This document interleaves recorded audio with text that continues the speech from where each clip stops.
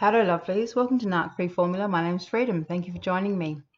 In today's episode, I want to talk to you about a question that got sent in to me, and the question is, how do impotent narcissists get fuel?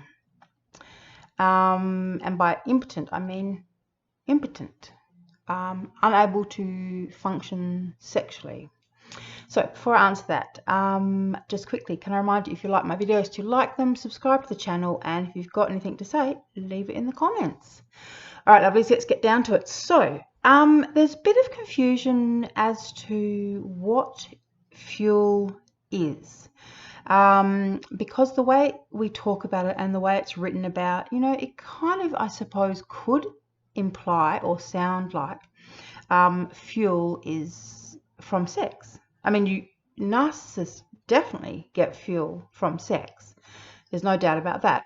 But that's not all they get fuel from. There's a whole range of exchanges and interactions with other people that they get fuel from. But it's not just interactions. Sometimes even just thinking about a previous interaction can fuel a narcissist. So when they're having the little moments where they're plotting to destroy you and they're thinking all about it and, going over what you said and how you reacted and, how you acted, that stuff fuels them. So fuel essentially is any emotional reaction that you give them that they can draw from. So it doesn't matter if you're giving them good, positive fuel.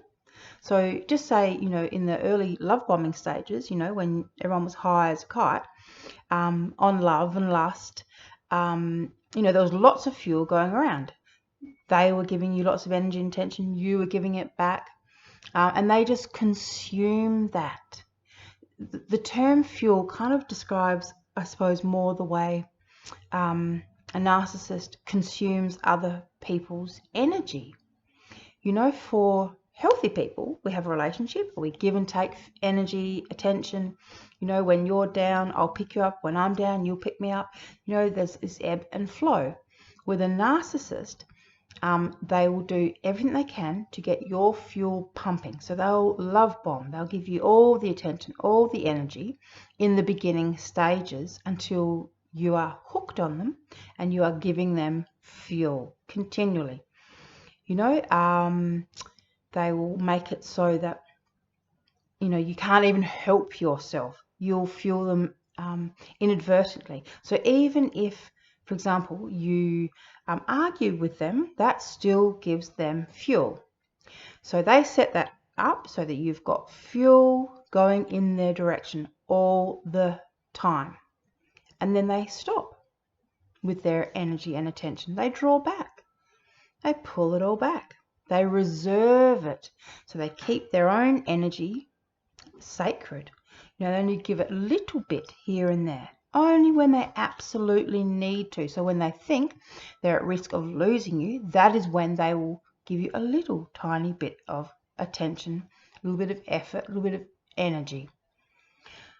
I suppose you actually could call it energy, but as I said, it's more what they do with the energy. Like, it literally fuels them. Without it, they cannot function.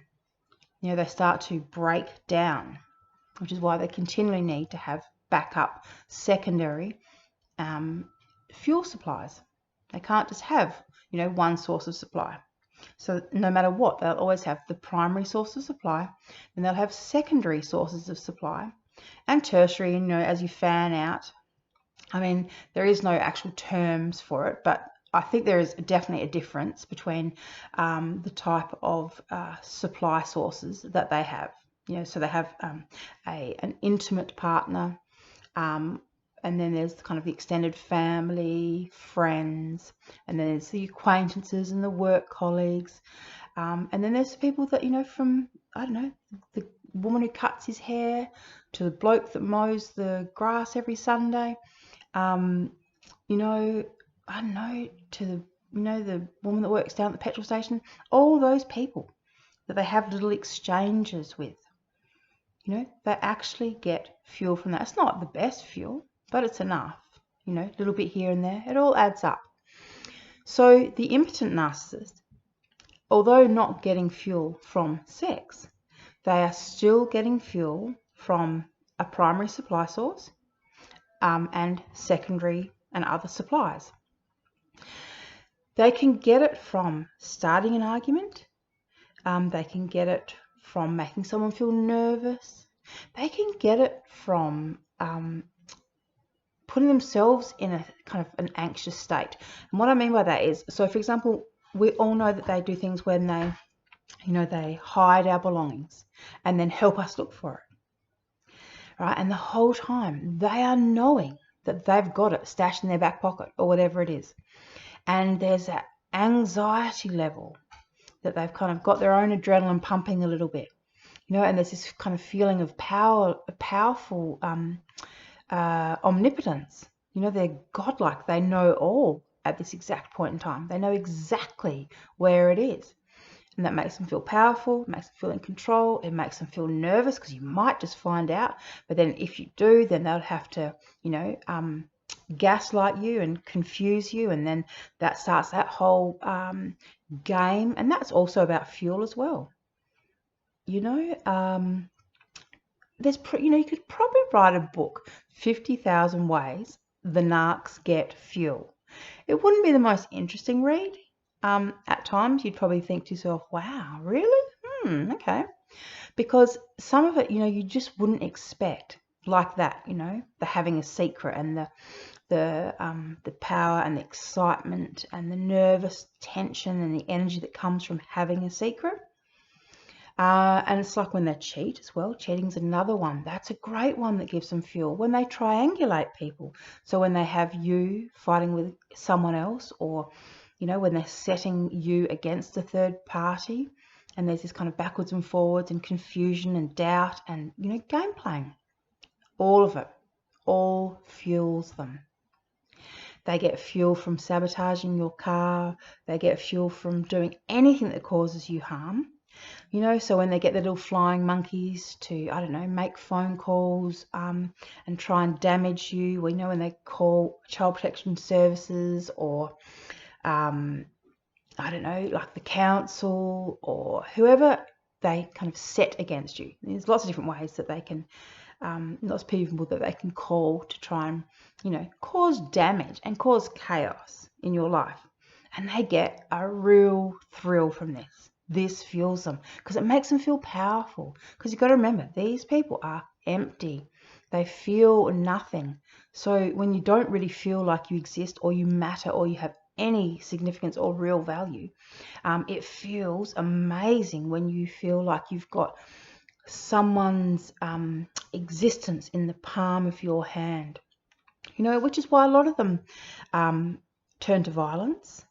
For that exact reason, you know, there's a lot of domestic violence involved with the narcissist, you know, a lot of choking of their wives and partners, you know, because they enjoy that power, that fuel, you know, the looking in someone's eyes when they're realizing, that moment where they're realizing, you know, that you're choking them and that you're not going to stop, you know, and the fear in their eyes, that is fuel. And most of the time, 99% of the time, you know, they stop choking their partner. But people like Chris Watts, for example, you know, they follow through. So it can be dangerous. So just remember this. I say this all the time. You know, narcissists are a bit of a joke, but they're also dangerous. You know, I like to have a good laugh at them. Like, you know, you all know me. I laugh at narcissists. That's my way of dealing with the reality of something that is so horrific. You know, there's no other way to get your head around it other than just to have a laugh. So I laugh at them, but I also take it seriously. And this is why I say, you know, these people are maladapted, they're disordered, and they're dangerous. Okay, so things like that, you know, becoming impotent. that would increase someone's frustration level, at the best times. But when you're someone who has gotten so much power from, your sexual performance or your sexual act or the act itself, becoming impotent would actually make you feel a lot more frustrated and a lot less powerful. So the impotent narcissist could be dangerous for that reason alone. They may have to find other ways of making themselves feel powerful, feel in control. But anyhow, darlings, listen, as I said, impotent or not, narcs are dangerous. Okay, bear that in mind, lovelies. All right, thank you for watching, and I will talk to you not tomorrow, but the day after.